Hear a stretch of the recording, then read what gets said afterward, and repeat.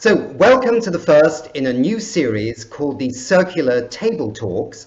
They're brought to you by the We Don't Have Time organization, the world's largest social network for climate action, and a new partner to We Don't Have Time, Ragn-Sells, a pioneering waste management company.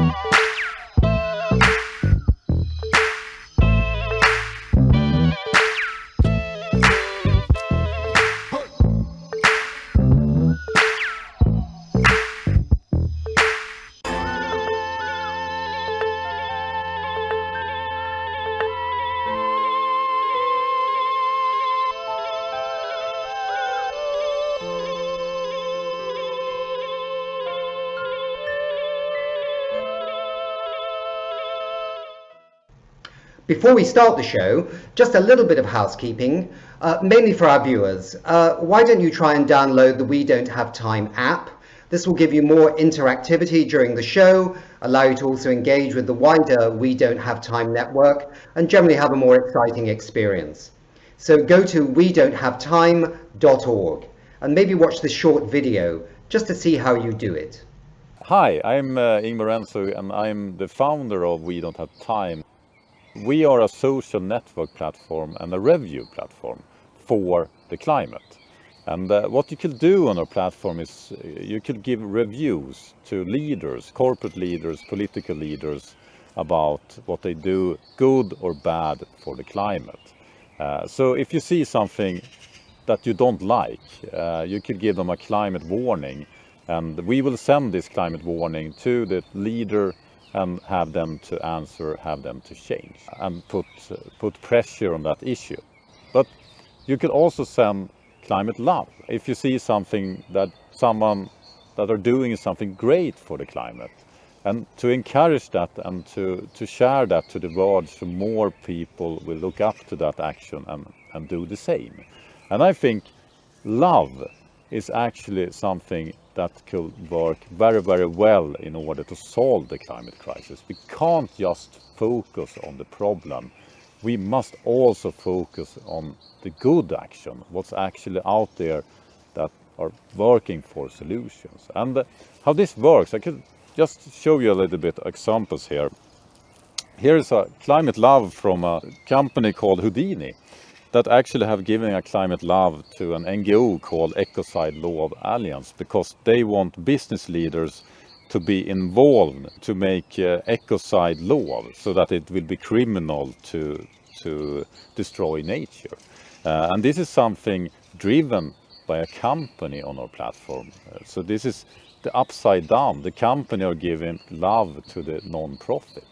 But we have also a lot of private individuals on our platform, and this is a climate love from our user Muhammad to an organization called Rubicon, because what Rubicon is a company that actually has a solution to the waste problem using artificial intelligence, and that is something that needs to be implemented on scale in many cities. So if you look into the We Don't Have Time platform, you could give climate love wherever you see someone doing something great for the climate. And you could be inspired of so many other people around the world acting and working for change.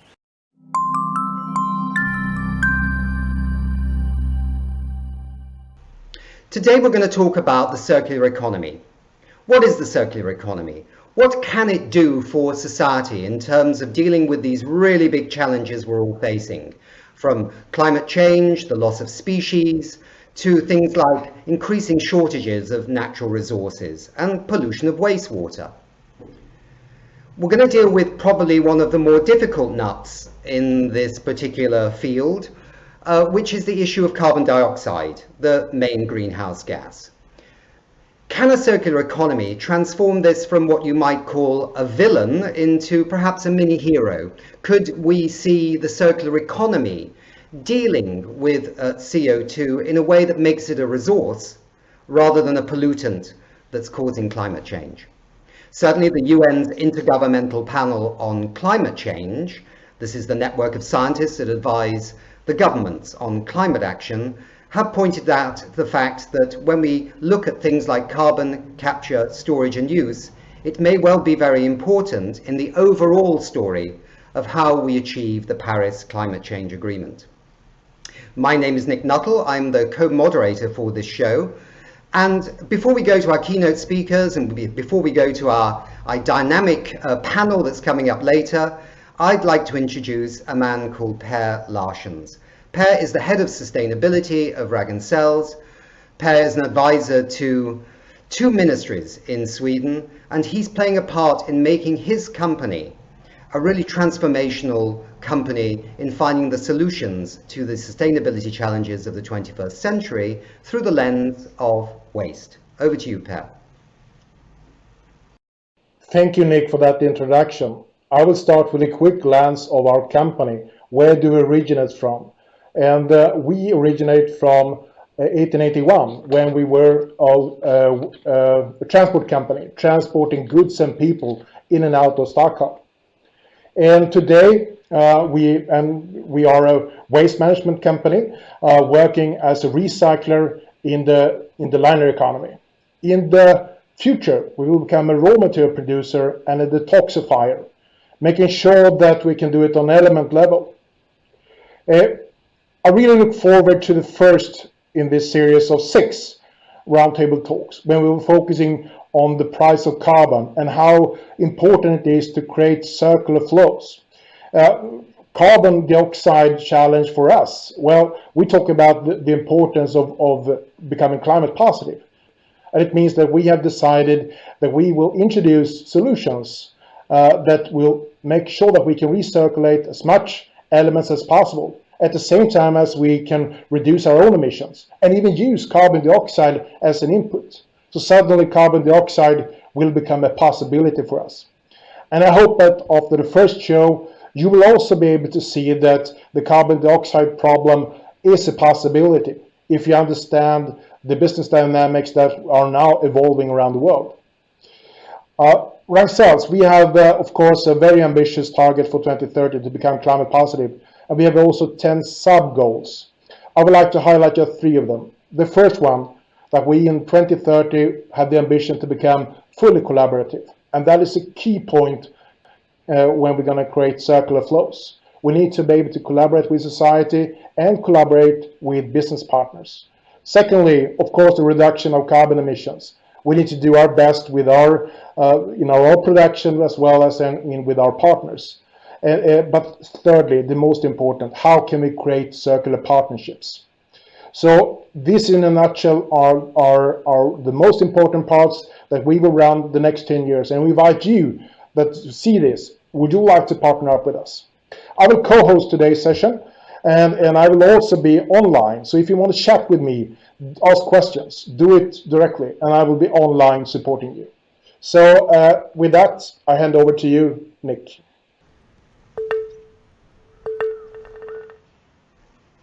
Thanks very much indeed, Per. So our first keynote speaker is Laxmi Haigh. She's an expert at the Amsterdam-based Circular Economy, an organization I didn't actually know about before, but I've since delved into them, and they're doing some really exciting work. And Laxmi is also a lead contributor to their very authoritative and really quite fascinating Circularity Gap Report 2021. So Laxmi, over to you. You have the floor. Thank you, Nick and Pa. Indeed, I'm Laxmi Haigh, and I'm going to talk to you about the circular economy. And I'm going to start with quite a high-level description, setting the scene of how circular the world is now, and also some key highlights from the Circularity Gap Report 2021 and 2020, actually. So, to set the scene, let's go back to 1900.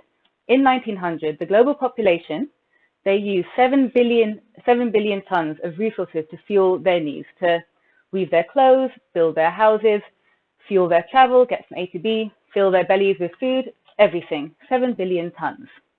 Now, really quite a fast forward back to 2020. In 2020, we used 100 billion tons of resources to fuel our needs. Now, of course, population has grown, but really overconsumption is a problem, and also our ways of consumption, our consumption patterns have changed. In 1900, maybe in growing food, we would eat more locally, but now we grow food all over the world, we eat food from all over the world. Maybe our bananas are from Mexico, maybe we buy local bread, but the milk powder in it is from Spain. Everything is very globalized and value chains are very crossed over. So aside from overconsumption and differing and inefficient consumption patterns, we reported on one quite worrying trend in our circularity gap reports. And in our 2020 report, we found that of the 100 billion tons consumed in 2020, over 90% was wasted. So wasted, I mean incinerated, landfilled in the oceans, dispersed into the atmosphere as emissions, wasted. And that, the circular economy, is what we call the circularity gap. So on the flip side, what we also found was that 8.6% of the 100 billion tons went back into our economy, was reused, the value was retained, and it continues to add value to how we live. And that is how circular the world is now. So you can see that it's quite a small number. So take from the earth, make from resources, make into products that we use to fulfill our lifestyles, and then waste. So that is what we call the linear economy. And the linear economy is dangerous on quite a few levels. We are already battling some of the negative impacts of how we've been living, from warming temperatures to resource scarcity across countries, and also a very unequal access to resources across the world. So in some countries, we have immense food insecurity. Others, we have overconsumption, obesity. Quite clearly, this is a system that we could do with updating. So at Circular Economy, where I work, that's exactly what we're doing. We're trying to accelerate the transition to a circular economy. And we do that by working with businesses, cities, and nations, so multiple levels, really trying to engage everyone, trying to get the world more circular. But what exactly is this circular economy? Well, in a fully fledged and functioning circular economy, we wouldn't need 100 billion tons of materials to satisfy our needs and wants. And that's because the circular economy, at its core, does more with less. So less input, better output. So putting it simply, a circular economy designs out waste and pollution. It keeps materials and products in use for longer, and it regenerates natural systems. And if it's all managed well, it can also really boost our capabilities to ensure a more equal distribution of resources around the world, therefore, ideally, getting rid of some of our very embedded inequalities. But this sounds like maybe quite a grand vision. So in practice, what does it actually mean to be circular? Well, I'm going to give some examples that are quite everyday to us. So number one, shelter, housing. In a linear economy, it's quite common to extract, build, demolish, extract, build, demolish. In the circular economy, we would really try to prioritize lengthening the lifetime of our buildings. So first of all, what stock do we already have? Let's make the most of it. That could include repair, renovation, refurbishment. But when it comes to building something new, can we use construction waste from other projects? Or if we have to use something new, let's design it in such a way that it's really optimized for disassembly and for recycling. Another everyday item, our phone, for example, or our tablet. We've all kind of got used to this idea that after 2 or 3 years, maybe it's time to get a new one because they stopped working so well. But that's a concept created by the market. It's called planned obsolescence. In a circular economy, this would not at all be the way that things would go. If anything, the electronics would be built to be extremely durable, and if they have to be repaired, they've been designed in a way that it's very easy for us to do so. It's really, really important. And another aspect to kind of show circular economy in practice would be food systems. So now, often how we grow our crops, how we're getting our food for the world, is poisoning our soils in many cases, and how we feed our livestock, for example, is deforesting parts of the Amazon. And a lot of the more regenerative agriculture practices are really rooted in the circular economy. So if you were to imagine a circular world, like what if every country kind of implemented the strategies I'm talking about? And I'm only talking about a very small example of the rich strategies circular economy has to offer. Well, our Circularity Gap Report 2021, launched in January this year, actually did do this.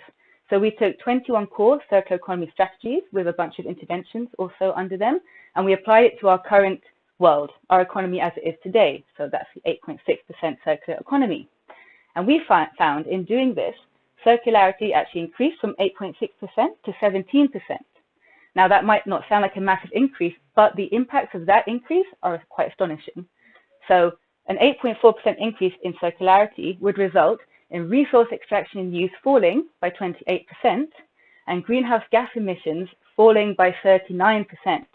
And with that greenhouse gas emission reduction, we would be able to keep rising temperatures to well below 2 degrees. So that's the initial goal of the Paris Agreement, of course. And that brings me to the topic of our conversation today, which is carbon.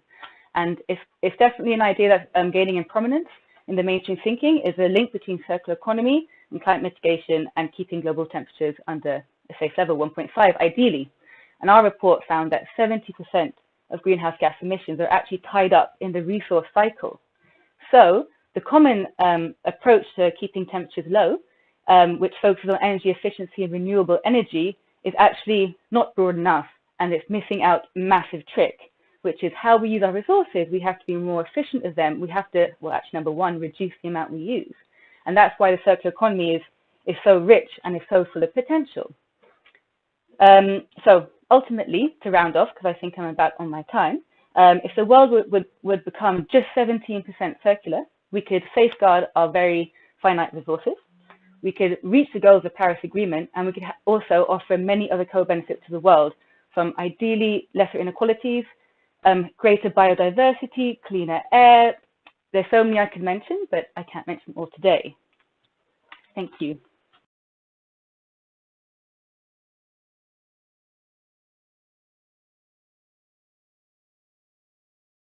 That when we have our debate, we can dive a bit deeper.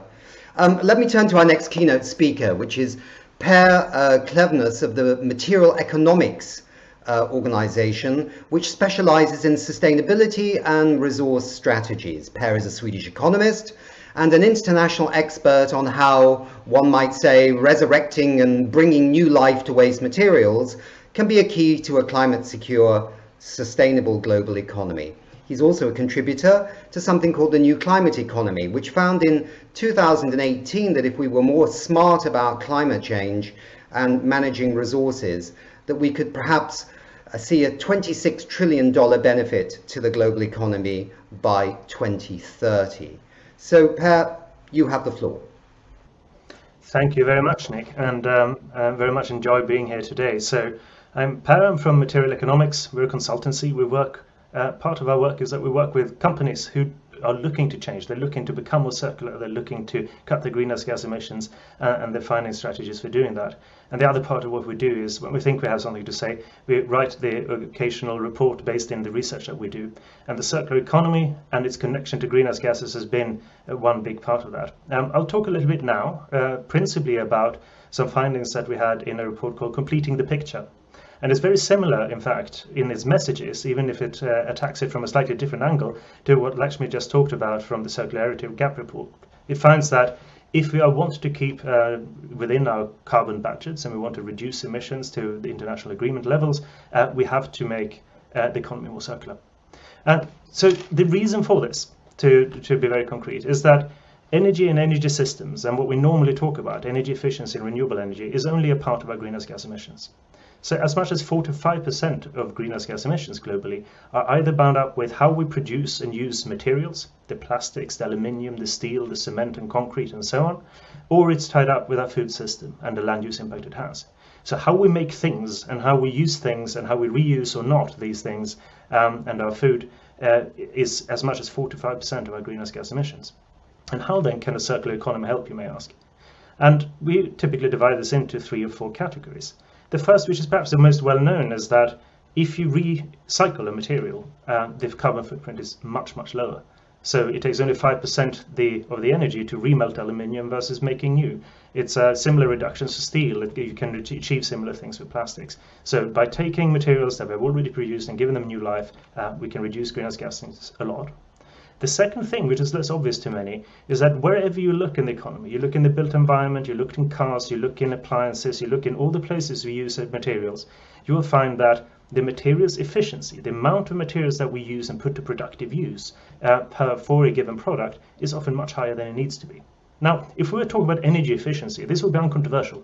Everyone agrees that we could make do with less energy and still get the same amount of lighting, the same amount of transportation, the same amount of thermal comfort or what have you.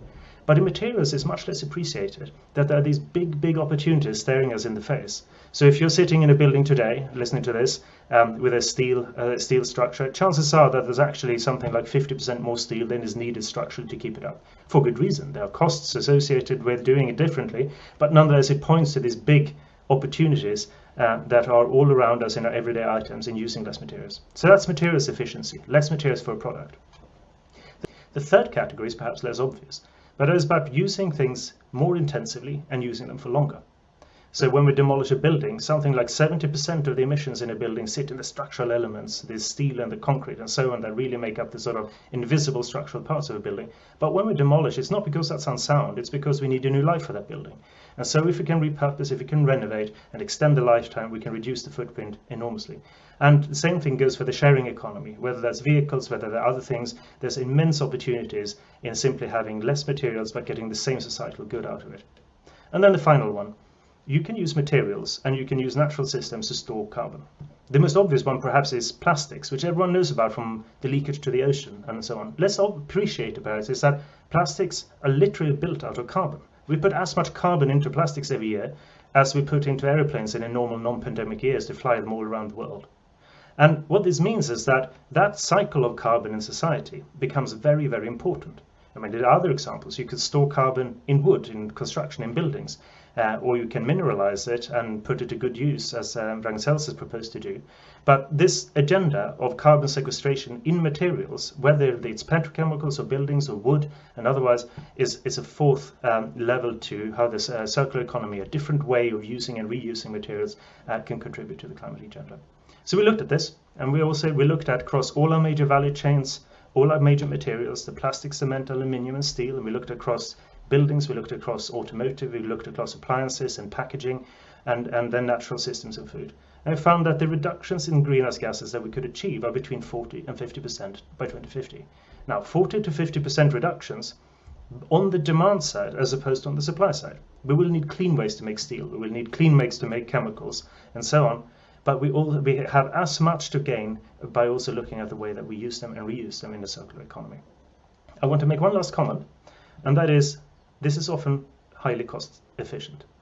It's very difficult to change the whole global production apparatus for our industries or for that results in the big emissions that we're trying to address here. And so by looking simultaneously at the way we use it, we can actually do this often at a lower cost. Thank you. In the debate coming up.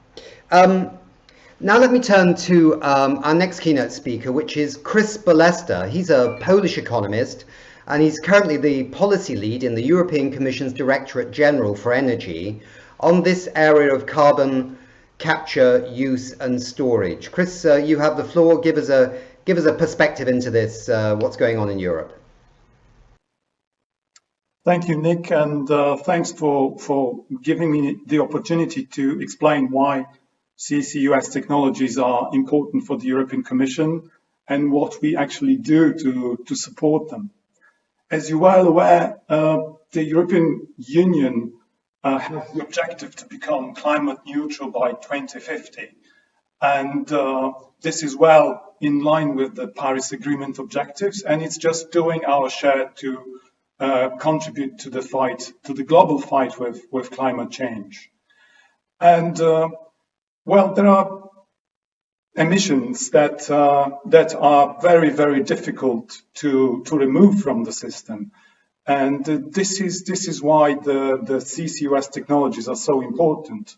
You have so-called hard to abate sectors. This is cement, this is steel and chemical production.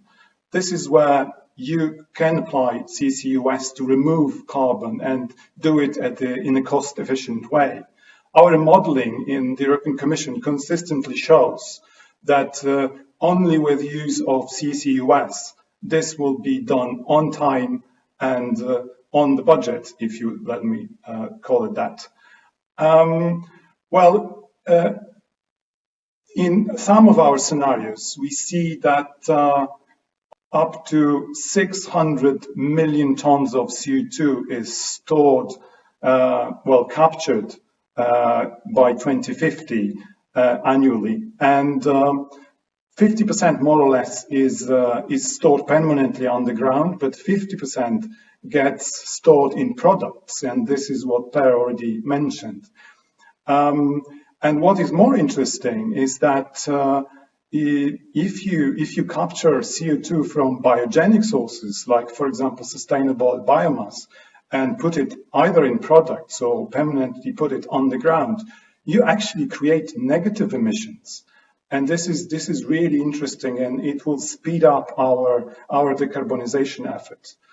What we do in the Commission to support development of CCUS technologies, there is 3 types of actions we actually doing. One is tabling enabling legislation, enabling regulations. 2 is designing incentives, and 3, providing direct support to projects. And in terms of regulation, the key piece is already in place. It's called the CCS directive. It provides you a framework for transport and storage of CO2. It's a foundation of a market of a CCUS value chain. Another piece that I think will be equally important is the certification of carbon removals. This is what I already mentioned. It concerns the negative emissions. It will give the business something to rely on, and an incentive to invest in carbon removals. And talking about incentives, here also a key element is in place. It's called the emission trading system. It provides a carbon price, and carbon price we know is the best pull and push as well for business to actually invest in CCUS technologies. We provide also direct support. Direct support is provided by through many mechanisms already in place. We support research and development through our Horizon Europe funds. If there are more mature projects, they could apply to Innovation Fund. If you're building a CO2 transport infrastructure, then you can use already different mechanisms, trans-European energy networks. But all this is dwarfed by the huge, massive recovery package we just put in place. It's an EU budget booster consisting of 750 billion euro that will be spent on mature projects in the coming years around the EU, and it's very important that 37% of that amount will have to be spent on climate-related projects. So that also includes CCUS projects, and we already see that around Europe, many countries who were previously skeptical on CCUS are now putting together projects and proposing them and wanting to spend money on these projects. Countries like Croatia, Greece, Sweden and Belgium. And I think that this is a great momentum for CCS. The combination of money, new targets, and enabling regulations. So I think that this gives me hope that we will meet our climate neutrality targets, because CCUS technology is essential in doing that on time and on budget. Thanks, Chris. That's really fascinating to hear about this, and to know that actually there is some movement here, and maybe something good that's come out of this frightful experience with COVID-19. So we're going to turn to a key issue here in terms of whether this is going to fly forever or for over a long time anyway, and that is the issue of a carbon price and carbon markets. I'm very delighted to have Darragh Conway with us, who's an Irish lawyer and a climate policy expert with over 10 years experience, specializing currently in carbon pricing policy with the Amsterdam-based Climate Focus organization. Darragh, I know you've been working closely with the World Bank on their 2021 edition of the annual State and Trends of Carbon Pricing, and I wondered if you could give us a glimpse into that and perhaps maybe touch on what COP26, the UN Climate Conference, needs to do in November with this beast. Thank you. Thanks, Nick, and of course, very happy to do so. So I'd like to begin by just recalling the scale of the challenge we face in meeting the goals of the Paris Agreement. So getting to net zero by the middle of the century, which is what the scientists tell us is needed in order to keep global temperatures to well below 2 degrees, ideally to 1.5 degrees Celsius. And it's a complete restructuring of our economies.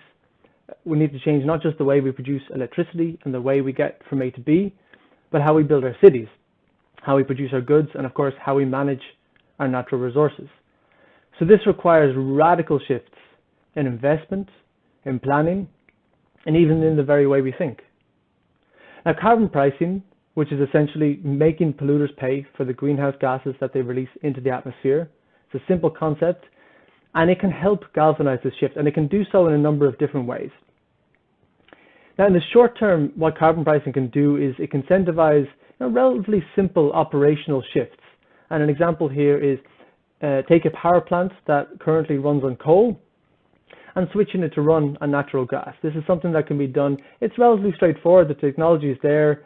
Of course, it's not incredibly cheap, but with a relatively low to medium carbon price, even in the short term, you can incentivize the operator of that power plant to make that shift from coal to gas. And interestingly, we take the example of the UK, where there's been a carbon price floor for quite some years, and it hasn't been particularly high. It's been usually around 18 British pounds, and that's already credited with essentially pushing coal out of the electricity grid. Today, 2021, there's next to no coal in the UK electricity grid, and that's largely due to other policies too, but carbon pricing has played a key role there. Now, this is great, all good so far, right? But these kind of short-term shifts, they touch the relatively low-hanging fruit, and they'll only get us so far. And to get to net zero, we need to completely redirect investment flows away from high-carbon technologies and toward low-carbon technologies. We also need to catalyze innovation on a scale that has never before been seen.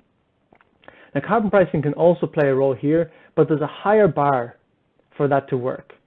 So investments in energy, in industrial waste management infrastructure, they require massive capital, and they have time spans. These investments have time spans of decades.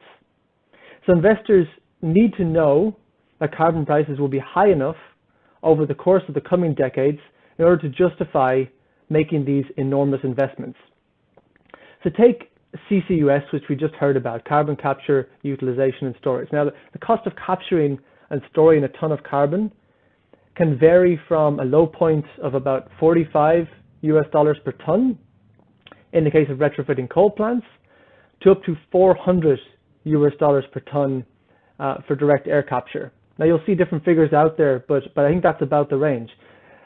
So up to $400 a ton. Now, only a handful of countries are currently pricing carbon at anywhere near these levels. The highest carbon price in the world is around $140 a ton in Sweden, but most carbon prices are much lower, that are around the range of $5 to $10 per ton. In the State and Trends report this year, we calculated that only 3.76% of global emissions are covered by a carbon price that's over $40 a ton. Right, so only 3.76% of emissions are covered by a carbon price that even comes close to what is needed to incentivize the very lower range of CCS technology.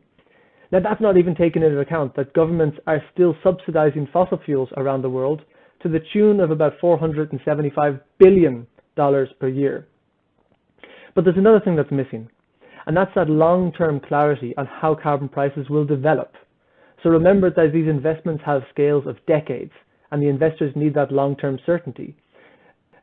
So, give you an example, again taking CCS, the recent Alberta Carbon Trunkline project in Canada, that had a total cost of $1.2 billion. So that'll give you a sense of how much investment is needed for these big innovative projects.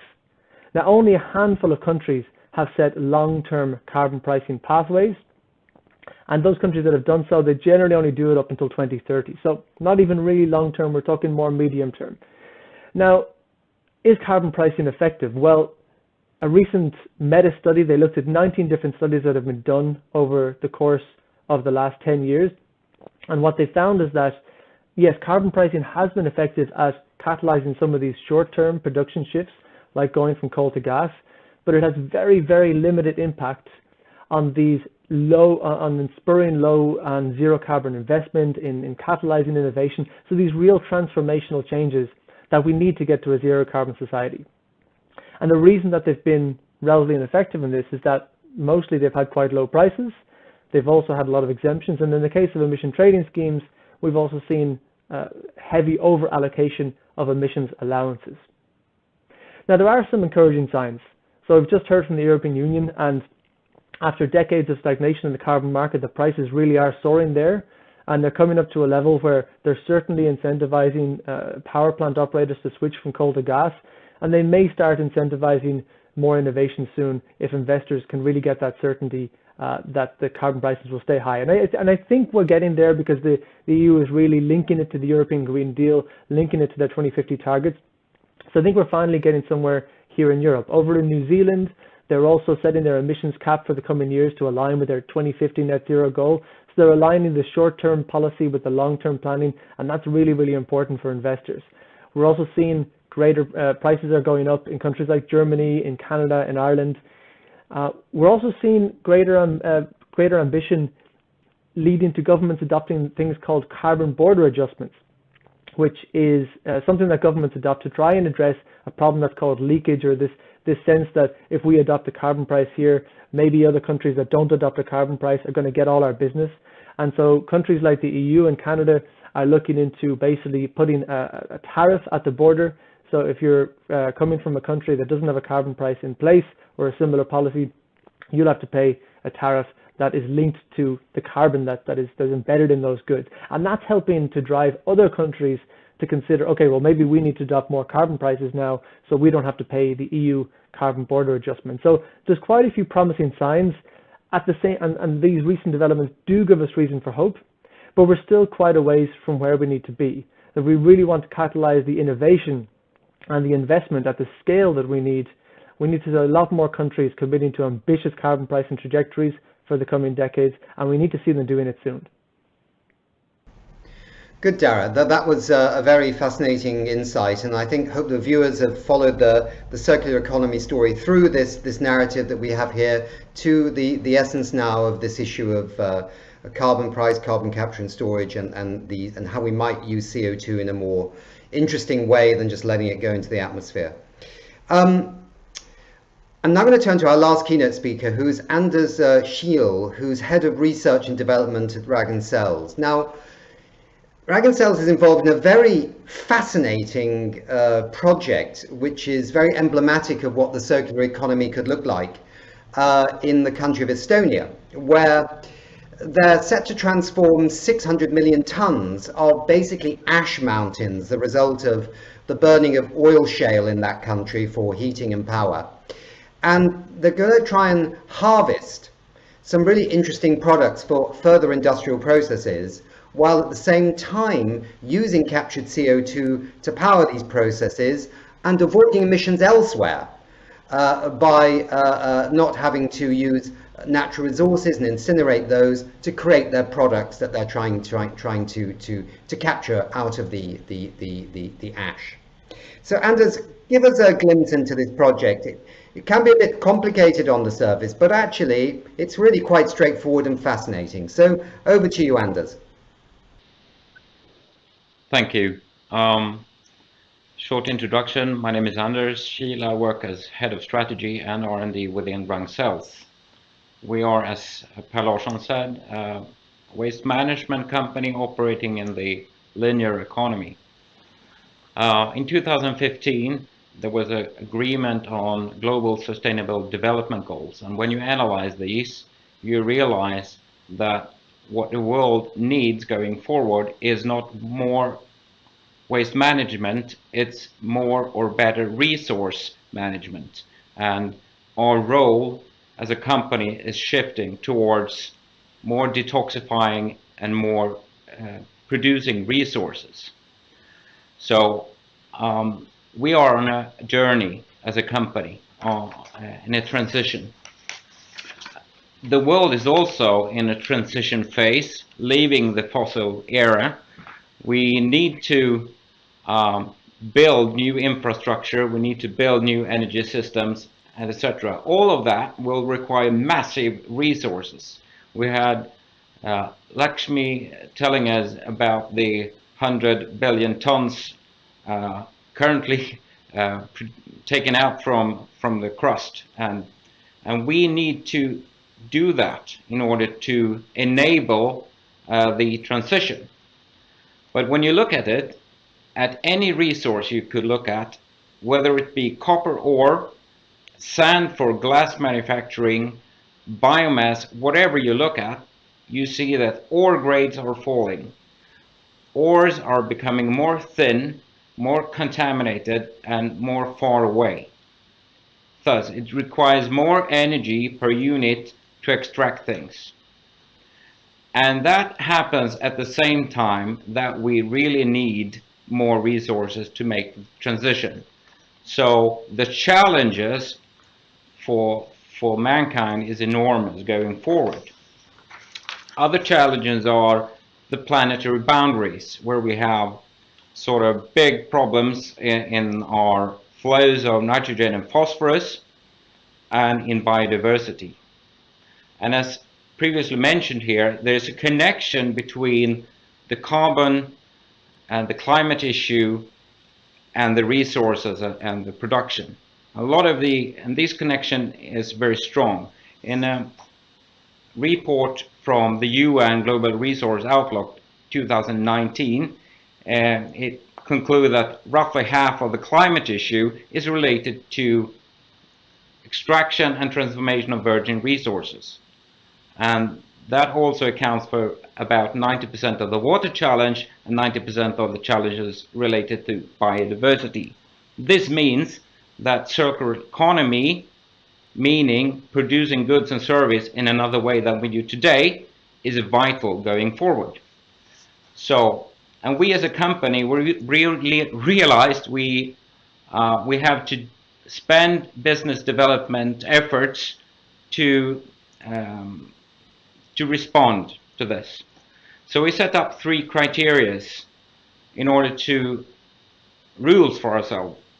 Okay, what is a good solution then? And the first criteria here is the solution should for real reduce the use of virgin resources. Because if you do that, you will automatically impact the others, a lot of different issues. And secondly, the solution should decontaminate whatever things brought back to society. We have, and there are major reasons for that. One of them is that currently, at least in Sweden, we are having a lot of contaminated land that needs to be remediated. And a lot of that is the result of previous generations' recycling operation using waste for backfilling, using inappropriate waste for backfilling, thereby causing a problem, solving problem one generation, passing it on to the next generation. And that is our third principle, not pushing debt into the future. And our view is that some materials, it might actually be wise to store them rather than to process them right away. Per Klevnäs, you were talking about the opportunities of store carbon in plastics, for instance. And you could store materials and use them as a sink. Based on these principles, we have developed a number of projects. One big one is opening next year in Stockholm as processing of fly ash from waste to energy, where we produce salts otherwise produced by virgin resources using waste as an input. And then we have another one, and that's the Estonian project, where there are actually large mountains of ash, the result of 50 years of the energy system in Estonia is based on burning oil shale to get electricity and heat. And luckily enough, they have stored these ash in large hills. And we have developed a process where we can use that ash, add carbon dioxide, and produce a mineral called PCC. And this mineral, PCC, is produced and used today, but you use a virgin limestone as a starting point. So this is a good example how you could solve a lot of issues, really addressing the core problem, the root problem, which is extraction and transformation of virgin resources. So we will see a short movie soon explaining the project more in detail. But my point is that by having another mindset, you could actually develop new processes, new things that is in line with what the world would need going forward. So Anders, just briefly on that, just coming back, you're getting CO2, you're captured somewhere else as part of the process, and then you're also reducing CO2 right. Because the processes you use don't involve burning limestone in an incineration process which releases CO2. So there's two ways in which the CO2 is reduced, yeah? Exactly. Yeah. So this limestone was burned long ago. And it has a possibility to absorb carbon dioxide. Mm-hmm. And we really need to take away CO2 from the atmosphere. Mm-hmm. This is a challenge. I don't know how many of you realize the scale, but our global plan is go from where we are now to zero emissions by mid-century, and then go negative emissions at the end of the century on a scale. So we will need all opportunities to sort of take away CO2 from the atmosphere and reduce. Yeah. Cool. And in this case, we can do that in quite large scale due to the fact that we have massive amounts of ash concentrated. Mm-hmm. So they are sort of man-made deposits, mm-hmm. you could say. Mm-hmm. Good. Anders, thank you very much for insight into that. And we're now going to have a short 2-minute film that actually shows exactly what this project in Estonia is all about. And I hope that the guests and the viewers enjoy it.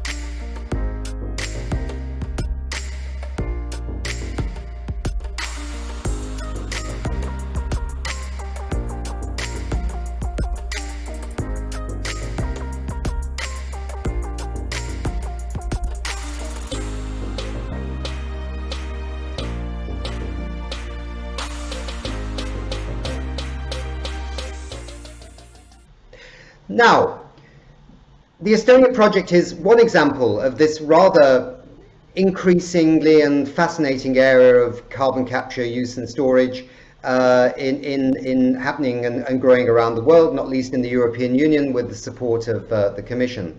But there are other examples too, and we just wanted to give one more to you, the viewers, and to those who are engaged on the show. And this is one which is, in a sense, looking at how you can use captured CO2 in a way to dye materials and dye other substances, and basically do it without the need for water, which is the normal way of dyeing things. Today we have on the show Olaf Lohle, and Olaf is a seasoned entrepreneur and a co-founder of a company called CleanDye that is doing just that. They're not only reducing emissions to the atmosphere, but actually pollution to drinking water. So another example of circularity in operation. Olaf, just give us a glimpse into this. Tell us what this project is all about and how it's working. Well, Nick, thank you very much for the introduction. Let me shortly introduce CleanDye to the viewers. CleanDye is the world's first water and process chemical-free textile dyeing factory. In our process, we use CO2 instead of water to dye our fabrics. This way, we solve three problems. First of all, we do not use water anymore. Secondly, we do not need to use any process chemistry to dissolve the dyes in water. And thirdly, the CO2 we use is waste from other industries, which is captured and reused. In our system even, we are also able to recycle this CO2 again and again. To give you an idea of the problem of dyeing textiles or the treatment of textiles, 1.5 trillion liters of water are being used by the fashion industry only each year. 20% of industrial water pollution comes from textile treatment and the dyeing of textiles. And also 200,000 tons of dyes are lost to effluents around the globe each year. Probably many of you have seen pictures of what the textile dyeing industry can do to the environment, and this is why CleanDye decided that we need to make a change. And we are not talking about minor changes like cutting down our water usage, which is common use in the industry. We really needed to reinvent the way we dye textiles completely. This is the only way we can really make a difference. CleanDye is using a technology, is using this technology developed and produced by a Dutch company called Dyco. This technology dyes fabrics by using CO2 instead of water. And in this way, you eliminate the use of water completely. And also, do not have any wastewater anymore. So to make the difference clear, and I repeat myself a little bit, but it's important. Zero water is used in the dye process. Zero process chemicals are used to waste, so no wastewater is coming from the dyeing process. We use 50% less dyes. We are more energy efficient as the conventional dye industry. And again, we use recaptured carbon dioxide and are also able to recycle this again and again within our system. So what happened? So Dyco has been in contact with several large brands and many large textile producers over the last decade, and they were able to sell around 15 machines they're producing, which is not even making a small dent in the enormous world of textiles. The textile industry produces each year over 100 million tons of fiber. So you can imagine that the amount of pollution it creates. This was the reason for us to start up CleanDye. Just because at the pace this was going, nothing would really change in the foreseeable future. And that is, to our opinion, just not acceptable, because we really need to change the system. Another step we also take in regards with the circular economy is to use as much recycled polyester as possible. This even makes us become more circular. The reason why this technology was not adopted by the large players in the beginning in the last decades is due to the fact that the brands and retailers in the past are afraid of change, especially in a traditional market as the textile industry. Yeah? That's, again, the reason why we did it ourselves. We founded CleanDye in 2018, opening up our factory in Vietnam by 2019. We are now bringing our products to mass market with large retail customers, companies like Bonprix from Germany and Decathlon from France.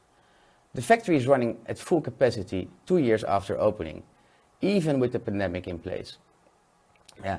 So yes, we think we are the proof that sustainability and commercial success can go hand in hand, even in a competitive market like the apparel industry. Our Vietnam factory is also acting as a showcase to the world that this technology is the future for textile dyeing. And if anyone who likes to follow us and work with our technology, please do contact us at CleanDye. We are planning to open up more factories around the globe and bring this technology to scale within the coming years. Well, thank you very much. That's great, Olaf, because there's a very concrete example as well of how CO2 is being used to avoid other environmental problems, and I think that's absolutely brilliant. Stay with us for the panel show, Olaf. So my co-host Per Larshans will not actually be in the panel discussion, but he'll be there listening to the debate and will join in as and when he feels there's a moment to do that.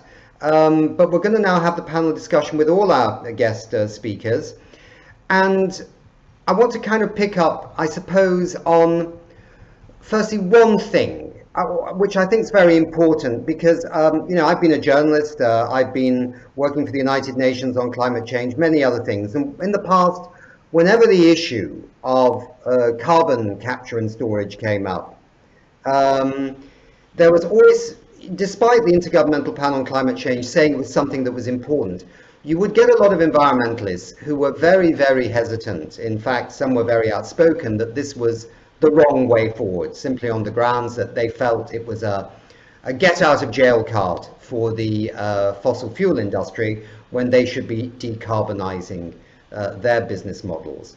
I wondered if we could just deal with this elephant in the room, get it out of the way, whether anybody in the panel would like to address this challenge that's always been there with carbon capture and storage and use, in a sense, from some of the green groups. Thank you. Who would like to take that? So Nick, I'm happy to comment on that if... Okay, thanks, Pat. Yeah, no, so I've worked in the energy space on precisely these issues since the early 2000s, and you are quite right. The early debates on CCS were an odd one of the scientific community being quite clear that this was a viable option to reduce CO2 emissions, but a lot of unease. And of course the fear was pretty simple. The fear was that one would say, let's not do anything now, let's put in CCS in the future, and by doing that, let's invest less in the alternatives to CCS. And in the power system, that played out very acrimoniously, and in particular, CCS and coal-fired power played out that way.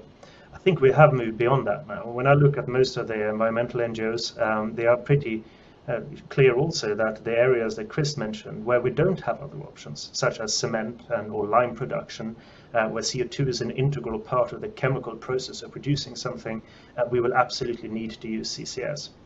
And I think the key thing now is to place CCU, the utilization of CO2, on a similarly firm footing and make it possible for us to collect ourselves around it. Because like CCS, there are good and there are bad uses of CCU. I'll let others in the panel come in on this as well. But of course, if you use CO2 and then immediately burn it again, you may have gained very little. Whereas if you use CO2 and you store it for a long time, you've achieved something quite different.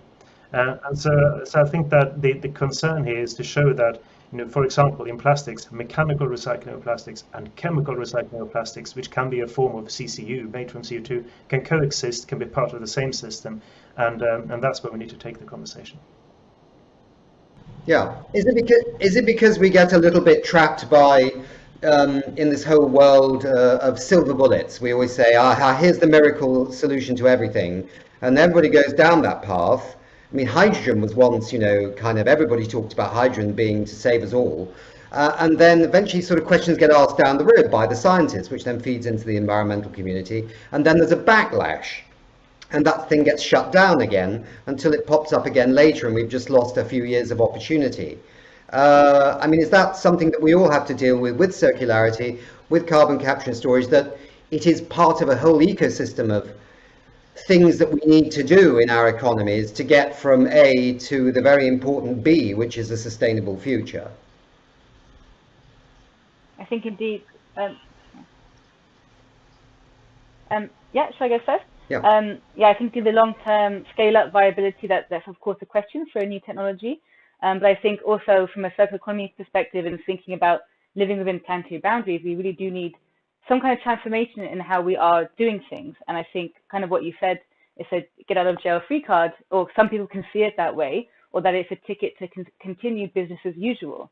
So now I've seen kind of the US kind of expressing a lot of interest in the area. I just wonder, okay, well, will they introduce a lot of this technology, but continue everything else the way that they are still going? And that's a tricky thing, and something that I hope will not be the reality. Yeah, yeah. Good. I'd agree with that. I think you have, technologies like renewable energy needed to happen at scale to be viable, right? So the reason that renewable energy is so competitive now is because the cost of solar and the cost of wind has come down because it's been mass produced. Now, if we put all our eggs in the CCUS basket 10 years ago, then that wouldn't have happened, because we got, well, no, we can continue to burn coal, burn gas, and we'll just capture the carbon. Now, we didn't do that, and we put a lot of eggs in the renewable energy basket and a few eggs in the CCS basket, and renewable energy has flourished.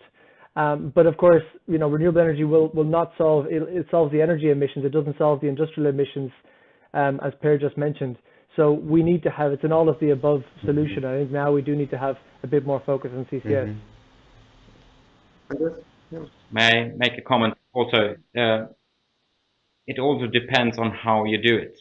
There are good and bad in all this. But for me, it's clear that if we are going to make negative emissions last part of this century, we need a lot of different solutions. There are no single one. The scale of what we need to do to meet our carbon budget, to take out emissions, to have negative impact, it's so massive. And if you take the PCC product that we will produce in Estonia, we bring it to the form of carbonates. That's one of the largest deposits of carbon on the earth. There are different deposits. You can store carbon in terms of oil, in natural gas, in peat, in biomass, but also in the form of mineral. And as long as you keep that mineral below 800 degrees, it will be stable. So if you take this, put it into PVC, turn it into a pipe, and do mechanically recycle that pipe, then the carbon stays there. Whereas if you take this PVC pipe after use and incinerate it, well, you release the carbon. So it depends. But it's absolutely possible to have good CCSU cases.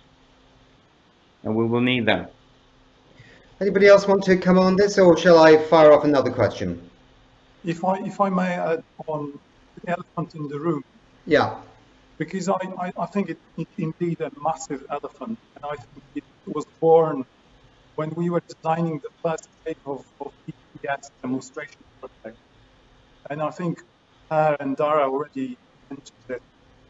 With the 20% greenhouse gas emission target, you have a certain sort of focus. Okay, well, with 20% to do with renewables and energy efficiency, why do we need to keep the coal and gas in? And that was a valid question at the time. But now we have the climate neutrality objective, and I think it's a different ballgame, because now we need everything we can get. If any particular technology that is prominent in our modeling fails, then we have a problem. And CCS and CCU was always there, but it was not that important with 20% reduction of massively important, because without CCUS, we basically have no alternative. So I mean, obviously this whole thing is predicated to a certain extent, as Darragh kind of outlined, on this price on carbon. And we know that in the European Union, the price is going up, which is super for the first time in a long time. And you mentioned obviously the issue of border tariffs might be some way of stopping leakage, etc. But I mean, one of the last unfinished businesses of the Paris Climate Agreement, apart from, by the way, climate education for all young people, but that's another matter, is this issue of, can the world set create a global mechanism, a global guideline system, a global market rules-based game for actually handling this topic, and thus, you know, maybe seeing the price go up. And I think you mentioned to me, Darragh, maybe also making sure that the price is stable when it goes up, right? Which is another important thing. I mean, how much do people believe that the finishing off of the rules and the ground rules for a global carbon market is very important in November in Glasgow under the UK and the Italian presidencies? I can take a first go at that if you like, Nick. I think it's important. You have to distinguish a couple of types of carbon pricing, right? So we have carbon taxes and emission trading systems around the world, such as the EU ETS and such as carbon taxes in you know, everywhere from Sweden to Colombia, Chile, and Singapore. And that's not really reliant on Paris, right? This all happens outside of the framework of the Paris Agreement, and it's going, well, like I said, it's not going as well as it should be, but that's not dependent on Paris. Now, the carbon markets under Article 6 of the Paris Agreement, which says, you know, countries can trade their emissions quotas, if you like, under Paris, their targets under their nationally determined contributions, and there's also something which could be called a sustainable development mechanism, which would be similar to the clean development mechanism that we have already. Now, the rules for those have, as you mentioned, have not been completed, and countries have been trying to do this for several years. Now, whether it will happen in COP26 is really anybody's guess. It depends on how optimistic you are. Countries have tried several times. There are still a number of fundamental questions that countries cannot agree on, and they're questions around double counting. They're questions around, you know, will there be a share of proceeds that countries have to pay when they participate in these mechanisms that will go towards adaptation. And these are pretty fundamental questions, and there's really big gaps between the countries' positions. Now, countries have just gotten together for online talks over the last few weeks. I think there's more understanding coming from those countries, but you know, there's no certainty that we'll get anything at COP26. So all we can do is say fingers crossed. Personally, what I think is that yes, it would be great to get it, and if we can get these markets going, it can really help a lot more finance start to flow. But I think there's a lot we can do on carbon pricing without Article 6. Well, to just ask, I mean, I was very interested to hear that in Sweden there is a carbon price of what, 140 or something. So how, if you've got a carbon price of 140 in Sweden, but in Estonia you've got a different carbon price, does that affect the dynamics of this project, or is me just being confused? I mean, does it matter? Is it important? You mean for the oil shale ash project? Yeah. Well, the product PCC is produced somewhere in Europe, and it's you have the ETS system. So the producers are within the ETS system, and they have the same price for carbon, so to speak, because they're in the same system. So, and currently the price for carbon is high enough, so it does not reflect. So it's a complicated because the ETS system does not cover all the emissions. It covers roughly 50% or so of the emissions, and then you have other emissions which is not covered by the ETS system. So personally, I think the trading system is great, but it's also a complicated issue to understand, since it does not cover everything. It would be far more easy if we have, okay, let's have one system on a large market and everyone would know the price, but this is not the case. Yeah. What about you, Olaf? I mean, with your business, you're getting your CO2 from a fermentation process in Asia, is that right? Yeah. Do you have to bring it from Asia to the Netherlands?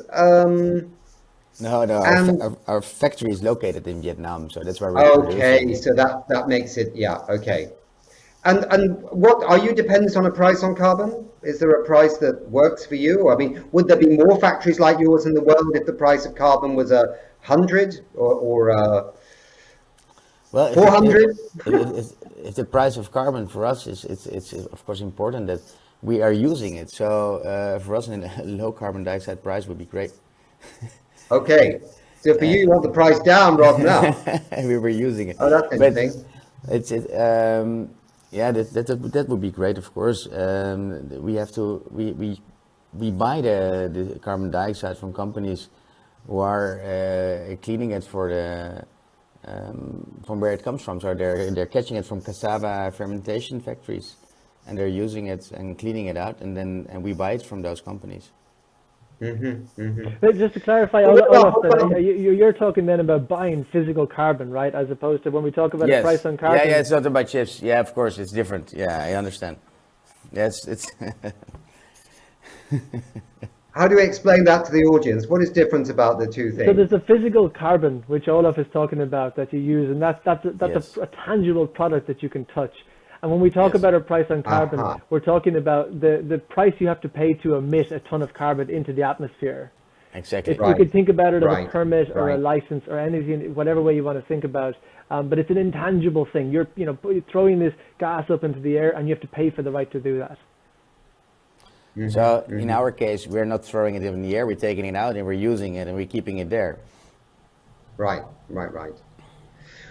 What happens to the bigger picture? So for negative emissions, we'd have to suck the carbon out of the atmosphere, wouldn't we? There's the biomass is one way of doing it, and then there's all these machines like these ones in Switzerland that go whizzing round.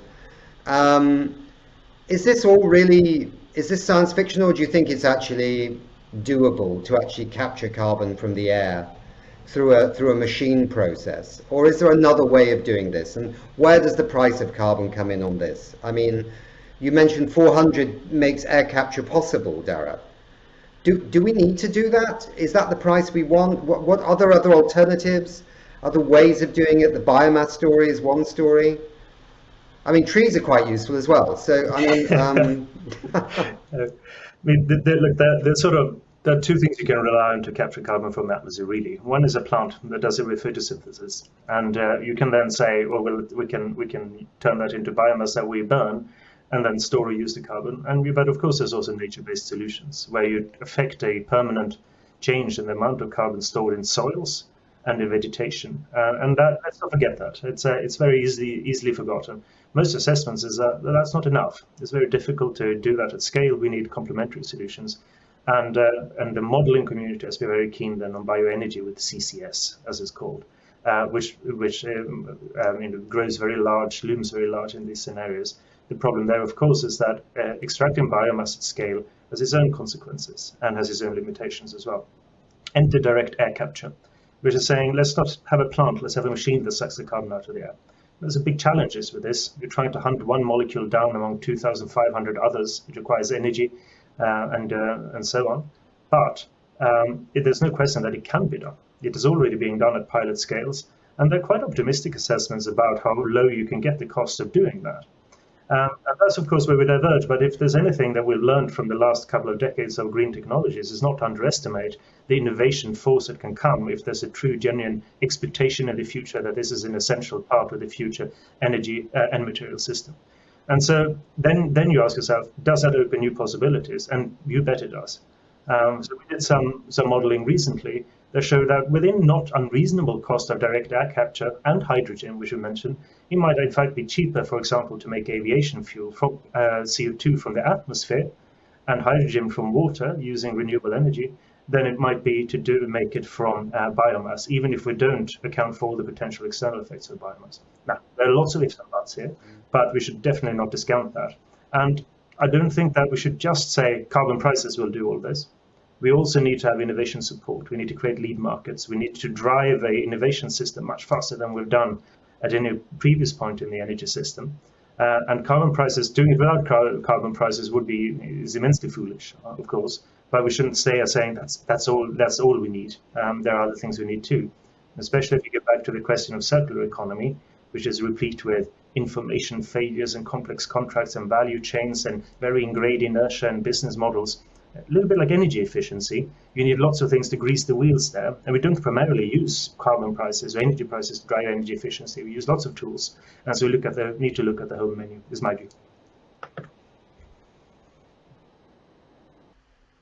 I mean, you raise a very good point there, because people have very short memories, don't they? I mean, when I was a journalist on the Times newspaper in London covering renewable energies in the 1990s, people were laughing at, solar power being $50 a unit of electricity, and people were laughing at what they call windmills, right? Because people patronized wind power as being windmills because it was so expensive.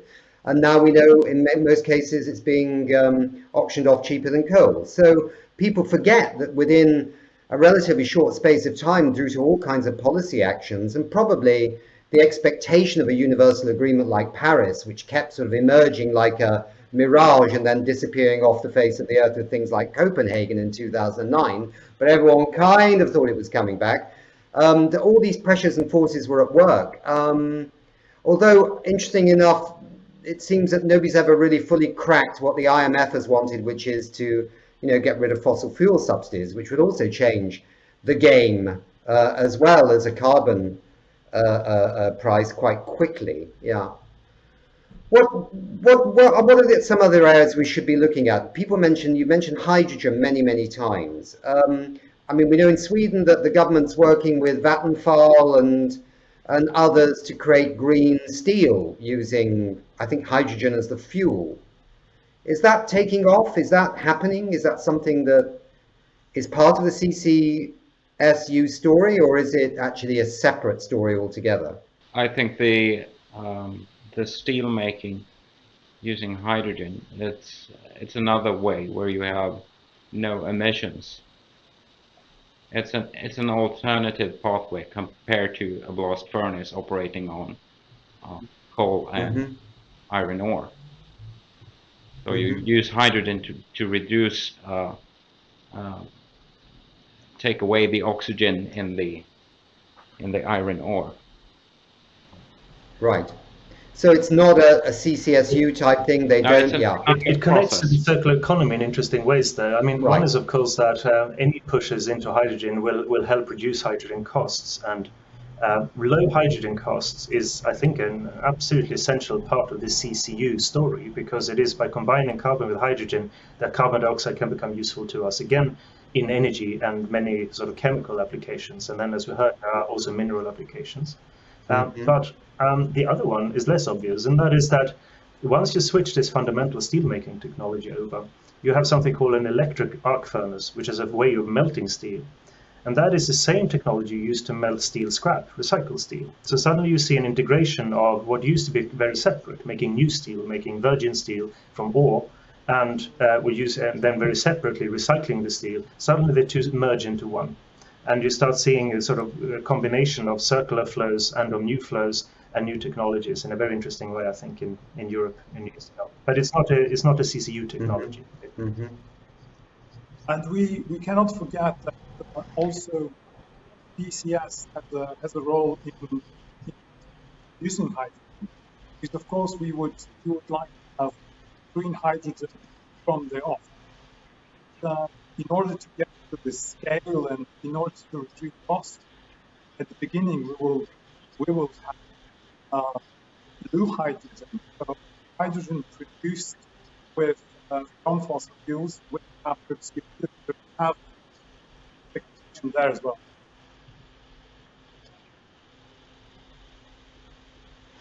Has anybody done any calculations on the economic benefits of a of greater ambition on carbon capture, storage and use. I mean, has the new economy ever looked at this? Yes, there are various ways to look at this, right? And I mean, one is a simple observation that whenever people run climate scenarios, if they're looking for a way forward that has the least possible cost, then very often CCS and maybe CCU are part of that potential future.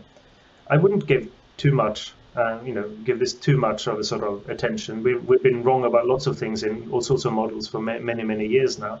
But as Chris mentioned, sort of having the full menu available, and this is one of many, really does help in keeping costs down if that's what one is focusing on. But I think the more interesting part of the story, perhaps, as far as I can see it, is that we can't just talk about keeping costs down. We also have to talk about the full range of benefits that we might see. And here, if you start connecting that and saying, well, now we can avoid, extracting huge amounts of biomass and taking pressures of food and feed and other natural systems, then the benefits start to multiply very quickly. And I think you mentioned the new climate economy project.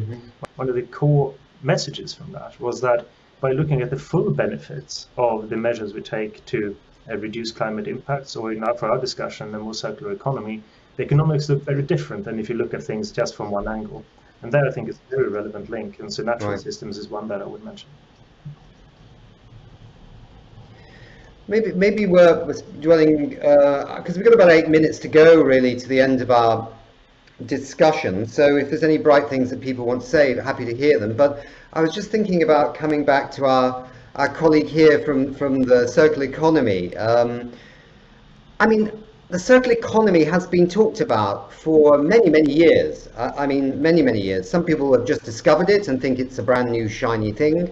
But, like everything, it's been around as a concept for a very long time. And it's had different names as well. The Chinese called it the ecological civilization. It's had all kinds of different names. I can see that the world is moving in certain areas. Renewable energy is doubling every 4 years, according to Johan Rockström of the Potsdam Institute. And we're seeing electrification of transportation. It's all great stuff. But your numbers that you release in the Circularity Gap report are a bit terrifying, really, seeing as we've had this concept around for so long.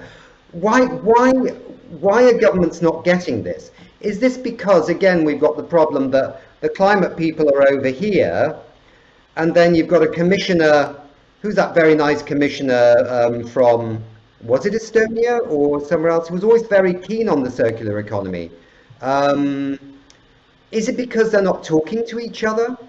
Because when you look at the nationally determined contributions, the climate action plans of nations for the Paris Agreement, it seems very silent on the natural resource story. And I find that really a bit shocking, actually. What do you think, Laxmi?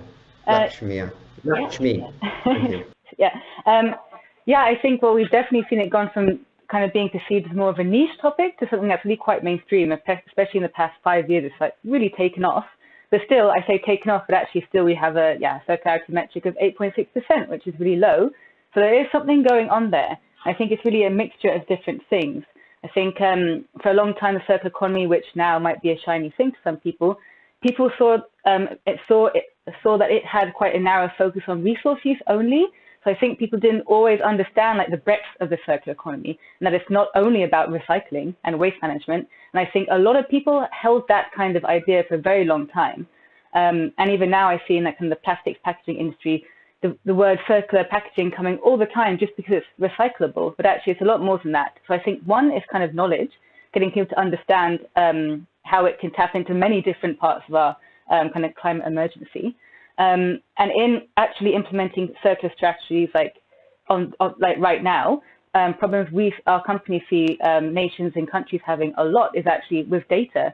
So there's a lot of data out there, but not always the right kind of data for them to actually start their circular journeys, or number one, to know where to start. So I think you really need people who can kind of figure it out and translate that data as well. There's also a call for more data. So massive topic, data for good, but yeah, we have so much data for profit out there, but we need more data for our regenerative economy. And more examples, I think, coming forward of things like what Olaf's doing with his company, which is a kind of living example of I mean, they take capturing CO2, they're reducing no polluted water coming out the other end from the dyeing of fabrics, materials, whatever, and then also reusing a significant slice, Olaf, of the CO2 you've already been using to run the process. I mean, people need to know these living examples out there, that it's not hypothetical, but it's actually, there are real case studies that you can bring forward to inspire people to even bigger and better things. Yeah, I think on that note, sorry, didn't mean to jump in. Well, on that note about how many amazing case studies there are out there and things on the ground going on, we see it all over the world. But unless there's kind of like the political will to really push forward the circular economy agenda, we see that it doesn't get as far. So the Netherlands, maybe I'm biased because I live and work here, but it's really quite a front runner in the circular economy. But it's not coincidence that the government has a goal of full circularity by 2050. So you have that working in tandem with a very strong kind of collection of organizations on the ground also working towards it. In a place like Quebec, where we were just working, doing a circularity gap report, you have that strong will from organizations on the ground, but it's not yet reflected in the government. So kind of need that to work together. Olaf or Anders, one of you wanted to, both of you I think wanted to come in here. If I can start then. When you look into the details, the barriers, the obstacles towards circular economy, one is the pricing. Current pricing of virgin resources does not reflect the scarcity or the external cost. And then you have the regulation, and that is a can of worms, really. There are a lot of detailed, a number of rules, regulations, mindsets that each of them separate you could fix, but basically you need to do a lot of fixes to actually get to a circular economy. So it's not a quick fix, even though we realize, okay, we need to do this. For some materials, we don't have, it's not a free choice. We cannot choose away phosphorus. We need it. So when the virgin resources are gone, we need to circulate.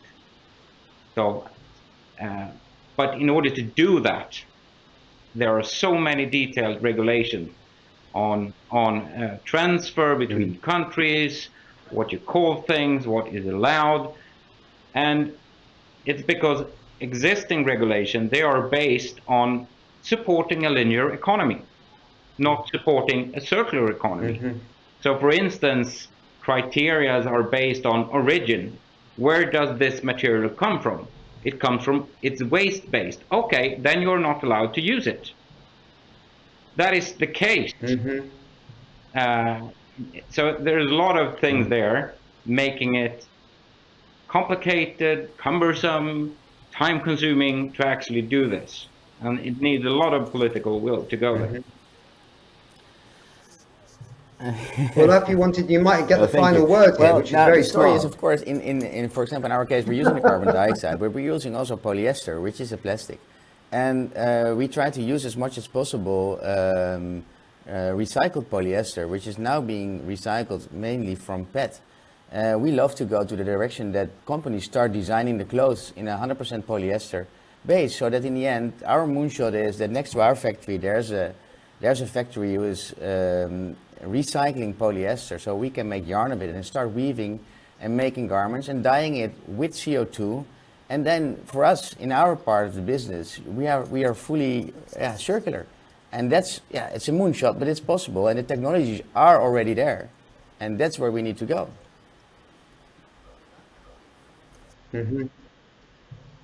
Well, that's actually, I can see Graham Aid smiling on the screen there, because we're going to talk to him about this this concept of industrial symbiosis coming up soon. So that is probably one of the best segues that I could ever imagine out of this debate into close to next to the show. But Per, co-host, is there anything there that you wanted just to comment on before we we come to the close of our show. Was there anything that we missed out on, you felt, or we didn't touch, or? I think that you really mentioned one very important thing, Nicholas, and that is that how can we make circularity as a part of the NDCs, the National Determined Contributions. At the last COP conference in Madrid, I had the opportunity to represent business on a global level in a discussion between all the nations. I had 1 minute, and the only thing I stressed was the importance that the nations need to put in circular ambitions in their NDCs, because it's necessary. So please, if anyone listening here, how can we make it happen? Yeah. Well, maybe we need to go in force to Glasgow. Assuming that COP is actually going to take place. I was in London last week and talking to some of the COP26 team, and there seems to be very differing views about whether COP26 is going to happen, and if it does, how it will happen, or if it will be just postponed again for another rainy day. So, but whatever happens, I think we need to really push on circular economy, and we need, I think, perhaps to also think about this issue of the pricing, because it strikes me that we're still not pricing in the externalities of the way we're running down our natural resources, the wider impacts of that on the economy, people's health, blah, blah, blah, blah, and whether we need a new indicator of wealth beyond GDP that goes beyond the primitive GDP. That one's popped up many times in the past and it'll pop up again, but fingers crossed, maybe one day we'll get there too. So listen, thank you very much to everybody that's been on this early part of the show as guest speakers, as keynotes, and thank you to the panelists on this section here. And you can stay on for the rest of the show, or you can do something else, but we've got another section coming up right now. Okay, so I now want to spotlight the Ragnar-Sells Foundation that since 1991 has been promoting the circular economy through research, development, dissemination of knowledge and waste, and through financial contributions. We're going to have a short video here introducing the Ragnar-Sells Foundation, and so I hope you can all pay attention, watch it, it's very interesting indeed.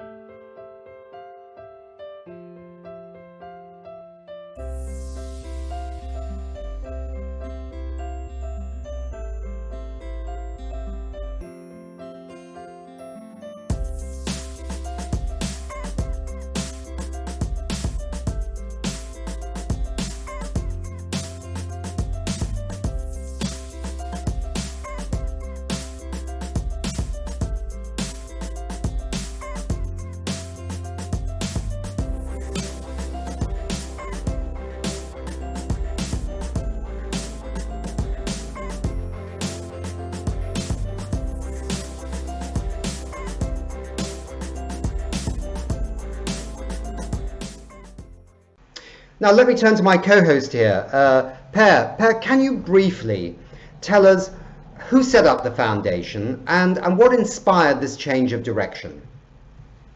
Yes, Nick. Ragnar Sellberg, he was one of the last century's most respected entrepreneurs in Sweden. He was active from the 1930s all the way to 1995, when he very sadly passed away in a car accident. And when I asked the older generation that working internally at Ragn-Sells, or when I talked to his business associates externally, they describe him as a man that really was dedicating and doing business. At the same time, he was very innovative. He really liked to invent things, and he was very ahead of his time. But at the same time, he was an environmentalist, meaning showed that he really wanted to take care for the environment. And when I started to work at Ragn-Sells, I thought I was coming to a waste management company. But when I opened door after door, I did find different people working with different projects that was based on that was a societal challenge, and we need to solve it. So and one example is the phosphorus solution that we're now putting on the market that was almost totally unknown. And we will see other examples coming forward. And I see it in the company vision, and you can see it, you can read it by yourself, but it says that Ragn-Sells We should be the living proof that caring for the earth and business goes hand in hand. And this is Ragnar Sellberg in a nutshell. Super, super, Per. And he sounds like a wonderful man, and the foundation is obviously doing great work in support of his vision and the vision of the company itself right now. We're going to now go over to Dr. Graham Aid. Dr. Graham Aid specializes in industrial symbiosis that's described on Wikipedia, and I'm going to have to read this, as how a network of diverse organizations can foster eco-innovation and long-term cultural change, create and share mutually profitable transactions, and improve business and technical processes.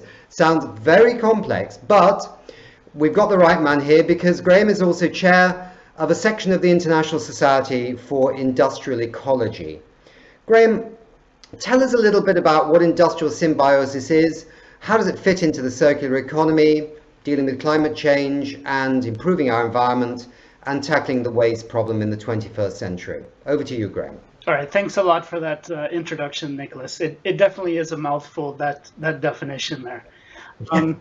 I have to say, it's been a pleasure listening to all the discussions today. And as you asked there, Nicholas, I'd like to give a really quick rundown on what I did in my research at the Ragn-Sells Foundation, and a little bit of the insight and some of the findings that I had in that research. So I had the pleasure of working with the foundation as an industrial PhD. And when we went in with the mindset of what kind of novel roles can the waste management sector develop to really help facilitate the circular economy and meet our sustainability goals. So what Per Larshans has mentioned in the beginning, as well as Anders, I believe that traditional waste management can only get us so far. We're still also working very much within a linear logic.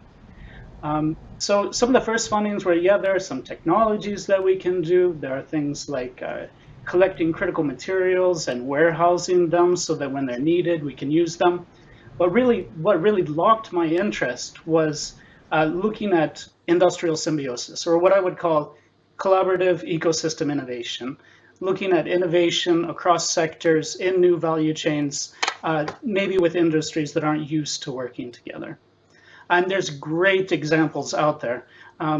Maybe we can get into those if we have time. But for example, one of the best known is Kalundborg, but I would also say Western Cape Industrial Symbiosis in South Africa, where they've looked at everything from water to egg whites to textiles to minerals, but also looking at things like sharing information, sharing competence, sharing space. So it's not only resources, but coming from the perspective that I come from, I'm very interested in resources, you could say. And the interesting thing is when you look at waste, it really is natural capital that's kind of landed in the wrong place at the wrong time, and it fills the wrong function. And we have some really good examples today for CO2, for oil shale ash. If you look at the ash, for example, it's sitting there in piles. We have a resource, and it's contributing to negative environmental effects. But if we can take that, and we can take another resource, carbon dioxide from the atmosphere, and we can put those together to waste, well, we put them into a new function in a new place to fulfill something positive for society. So really, it's like, how do we remove the waste thinking and think about our natural capital and how we get it into the right places to fulfill positive things towards our goals as a society.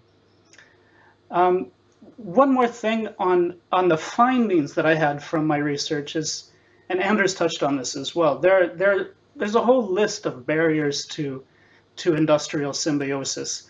It's a lot similar to the barriers that you would see with any type of innovation that you have coming to market.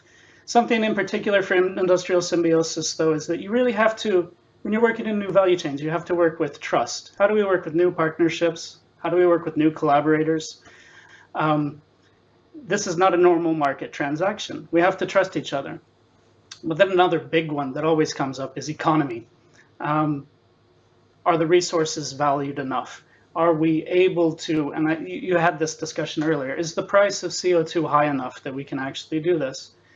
So I think it's nice that we had the discussions earlier talking about carbon pricing or other ways that we can make industrial symbiosis or circular economy initiatives more viable, bring that profit and planet and people a little bit closer together, you know?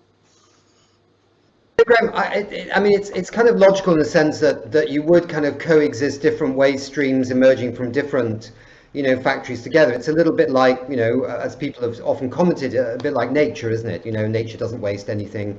Nature reuses waste to create something new and things like that. So I can understand the logic of co-locating a whole myriad of different processes together to, achieve a kind of more circular structure. But I was just wondering, in the world of globalization, with all this just-in-time and stuff flying around all over the world from one place, we heard about milk powder coming from Spain, and gosh knows where our latest pair of trainers came from. Does that work for or against industrial symbiosis? Both.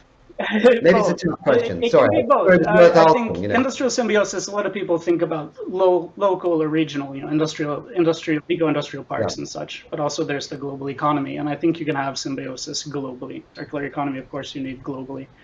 One of the barriers we're running up against is that in the primary economy, you have large stockpiles of resources to be able to pull out exactly when you need them.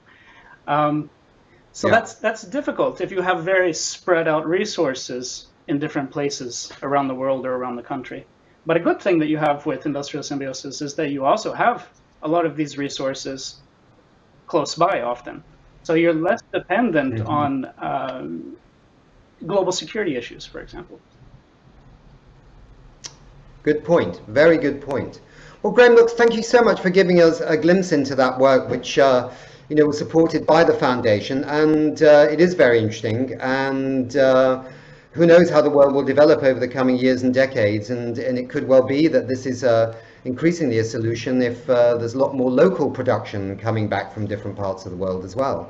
Let me now turn to Dr. Richard Mutafela, a Zambian national, so fantastic to have somebody from Africa on the show, and a materials development engineer with the Ragn-Sells group, who also was supported in some of his work through the foundation. And Richard, you worked on bringing materials back in use from waste from the crystal glass industry in Sweden, while also kind of detoxifying the areas where this waste crystal glass was. Can you tell us a little bit about your circularity work? What were the benefits of this to Sweden, for example? And is there a global story here as well? Could what you've learned there be taken, beyond Sweden? Over to you, Richard. Thanks a lot, Nick. I've been working in the Ragn-Sells, as it has been mentioned, and I was privileged to be sponsored by the Ragn-Sells Foundation for my PhD. And in my PhD, we tried to look at how we can be practical in the circular economy solutions. Nicholas, not so long ago, you mentioned that we need practical examples, and I think my PhD is one of those practical examples. So a brief background I can give to the listeners is that in the southeastern part of Sweden, we have a region that is known as the Glassriket, or the Kingdom of Crystal, which is very famous for centuries of crystal glass production. And when we talk crystal glass, in this particular case, we're talking about full lead crystal. And just also another hint to our viewers, it's when we talk about crystal glass or just glass itself, the very structure of glass is composed of metal oxides, different ones. And in this background that I'm giving you, we find that in the olden days, when they used these metal oxides, they didn't manage the waste very well. They just dumped them in the vicinity of the factories. And now we have a very big problem in this region. We have over 40 contaminated sites. And we're talking of very serious contamination with, for example, in a few sites, about over 3,000 tons of lead, which needed to be taken care of. Now, the traditional approach has been that these materials are excavated and then landfilled elsewhere as a way of pollution prevention. or pollution abatement, if you like. But when we came into this PhD, the focus with Ragn-Sells has been that we don't have the luxury of losing these resources. Of course, they are pollutants, they are hazardous, but then what could we do in order for us, in a circular economy fashion, what could we do to get out valuables out of this? And make no mistake, usually when you look at the landfill mining or dump mining, there are a lot of uncertainties. For example, we don't know the quantity of the waste that we're going to have. We don't know the quality. We don't have viable processing technologies. So what we started with was to characterize the waste in the different sites. In this way, we are trying to understand the characteristics of our waste so that we can have a good planning of the remediation and resource recovery technologies that we're going to use. And ultimately, after characterization, we came up with very good information. And then the problem that you agree with me is for glass waste that is dumped, when you want to excavate it and then you want to extract the heavy metals, for example, out of it in a circular economy fashion, the glass is mixed with soil. And so what we did instead, we came up with one methodology that is based on geophysical mapping. So what we do is that we go to a site and then we scan the site without opening it up. And then we are able to understand the exact location of the glass in the dump, such that the moment we're doing the excavation, we can carefully excavate, and then we present these materials for the metal extraction process, which is our next process. And ultimately, we also find that once we excavate this, by the way, it's usually a very efficient process because we have over 95% glass content. So then we avoid a mix of soil and all these materials, and then we only remain with the glass that we want to work with.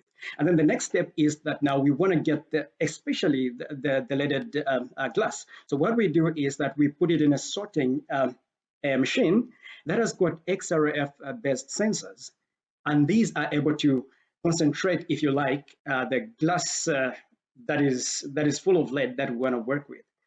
And ultimately, what we have worked with in the PhD is using different methods to take out these heavy metals. Of course, the one that we've worked with is the reduction melting, where we use energy to take out these metals. But we understand as a foundation also as Ragn-Sells that this is quite energy intensive.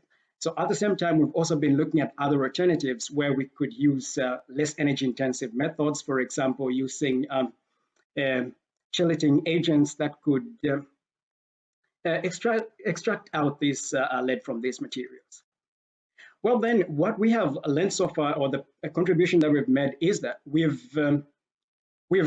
achieved the decontamination of the materials on one side.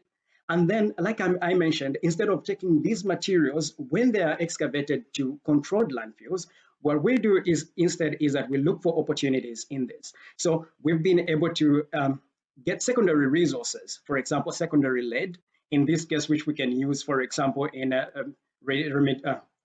radiation shielding. We can use it in some soda. We can use it, for example, in pigments. We could use it in so many different uses. So the idea is that when you look at the traditional mining of lead or any other metals, there is a lot of climate change impacts that are associated with that. So whatever little amount that we could contribute to the circular economy by taking out these materials and re-injecting them into the circular economy, that is something that we've been working with. Hey, Richard, and just briefly, I mean, Sweden has not been the only country that's made crystal glass. There must be others. Are there other places in the world where there are, you know, these toxic sites of a legacy of a crystal glass production business that could benefit from your research and what you've done and achieved? Exactly. I can mention over Italy, they're battling with the same. There is India, we have Russia, and a lot more others. And thanks for that question, Nick. I want to put it on a larger perspective that it's not only this crystal glass, the solution that we're talking about. An example I can give is in the US, about 7.6 million tons of municipal solid waste glass was landfilled in the year 2018. So what we are doing is not only are we focusing on this crystal glass, but also other glass materials. How do we bring them back to life and avoid going in the route that is too environmental taxing, if I may put it that way? Yeah, yeah. No, I think it's fascinating, and I think sometimes, you know, people don't know in the past that something they discarded would end up being a toxic time bomb. You know, I mean, you know, years and years ago in Britain, again when I was a journalist there, I had to report on a landfill in southern Wales, in the west part of Britain, that had become a nuclear waste toxic site officially, because all those little trim telephones that used to exist with a bit of radiation in the lighting system on the panels of the phones, those had all been cancelled, and they'd all gone to one landfill site. Individually, they were not hazardous, but collectively, they were suddenly a ticking time bomb for the local authorities down there. So it's fascinating what you're doing. Well, look, Per, I think we're getting to the end of our show. Thank you, Richard. Thank you, Graham, for talking about the work that was inspired by the foundation.